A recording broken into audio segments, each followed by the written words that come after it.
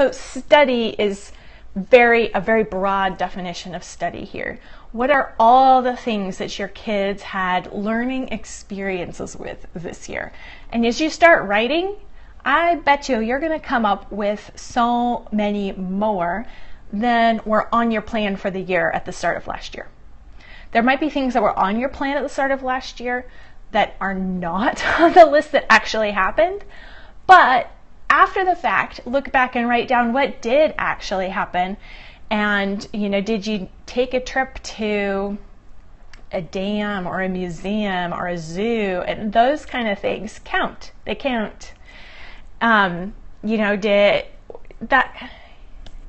Yeah, exactly. That's the response where you just start doing, what did the kids actually learn about? And you go, oh, well, actually, in his spare time, one of my kids got really excited about World War II and read 5 or 6 library books on World War II. That counts as study for the year, okay? It might not have been part of your official homeschool history plan, but that's something that he learned about, and then that's something he took initiative and interest in, which is huge. So list those things out. And as you start listing them out, you start to realize that a lot more is going on in your day and in your year and in your kids' lives than is on your curriculum plan. And they're learning all the time. And that doesn't let us off the hook from making a structured, deliberate plan for helping them learn, but it lets you teach from rest. It lets you ease up in your tension of Star Wars. Maybe if you're desperate. Yeah, all right, awesome. So it just kind of getting that reality check and that feeling like, oh, okay, maybe I don't need to be as uptight or feel like such a failure, because it's really easy as a homeschool mom to feel like a failure. It just is. That's like default setting.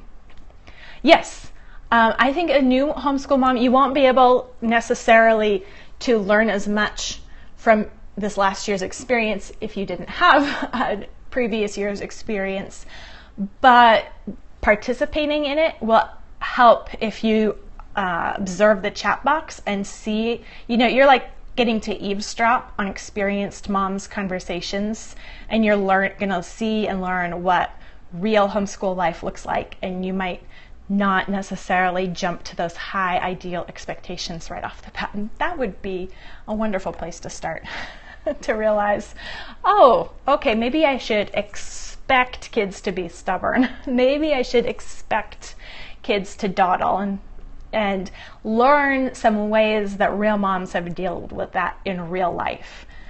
All right, how about what topics are your kids, particularly interested in? So if they've expressed interest in your school studies, in their own free time, what things really light them up? What are they really interested in? And you know what? That is not necessarily so that then next year you can tailor everything to their interest. This is, again, more the reality check and realizing, oh, they do have interests. And they aren't just lumps on a log playing computer all day long, Yay, that's good. You harness those enthusiasms, especially in kindergarten. That really helps when they're really excited. And and so listing out those things and say, oh, they do have interests. They are living persons. So just seeing those things, because Charlotte Mason says that it's not so much what they know at the end of their education, so much as how much they care and how many orders of things do they care about. So start a list of the things they care about, the things they're interested in, and you can watch that expand. That's not something to then focus in and keep everything narrow on those interests they currently have. That's to prove to yourself that they do have interests and they do have things they care about, and you can expand that. Charlotte Mason calls it the room that their feet are set in, based on the psalm that says, you have set my feet in a wide place.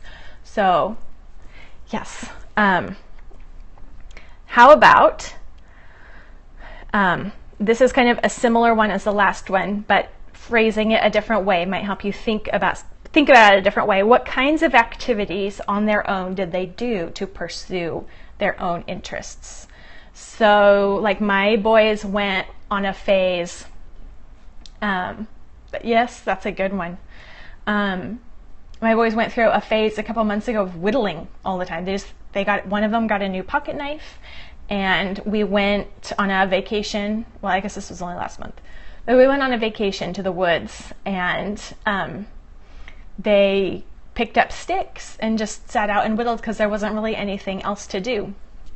So that's something like, I didn't say, okay, now your handicraft for the term is whittling or whatever. It was, here's a pocket knife, and they say, well, what can we do with it? And I was like, well, we want to cut things with it. I was like, okay, you can cut sticks. And so they started doing that. So finding those different things that they explored themselves and things like that, like just playing with their pocket knife, whittling sticks, counts. Count it. Put it on that list of things that they did, ways they spent their time usefully, profitably.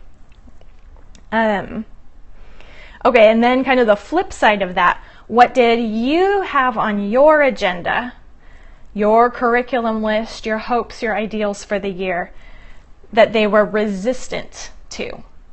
So you've already made a list of the things that on their own they were interested, they do care, they did try.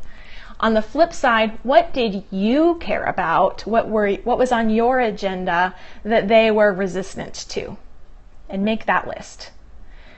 And then as you have both of those kind of running parallel maybe, or each on a different sheet of paper or whatever, you can see those two and say, okay, what was it? What's the difference between those two?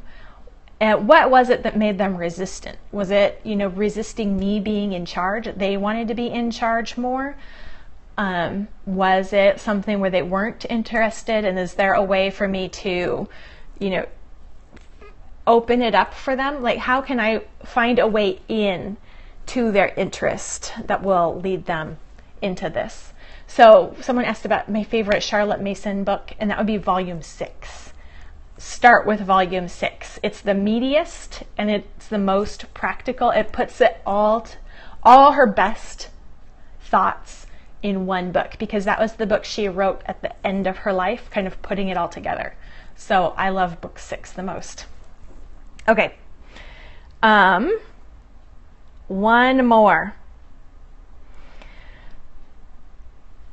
My copies. So this right now, this is off of a freebie that I'm going to be giving away. People who sign up for the workshop I'm doing tomorrow will get this freebie tomorrow. It's called the Homeschool Audit Worksheet. I guess it's a book. It's 5 pages. But pretty soon it'll be released on simplyconvivial.com as a freebie. And if you're paying attention or looking at my blog at all, you'll know, you'll see it. So this is all from free stuff that I'm doing right now. Oh, my CM copies. I have the red copies, the red books. I found them used at a homeschool bookstore. So they're the ones that are put out by the Andreolas, I think, but I have the whole set. So my favorite one is volume 6. You can also just read them for free at Ambleside Online, amblesideonline.org. They have the originals free because they are public domain, free to read on their site, and they also have a modernized rewording, like paraphrase version as well there. So amblesideonline.org. They have a lot of great resources.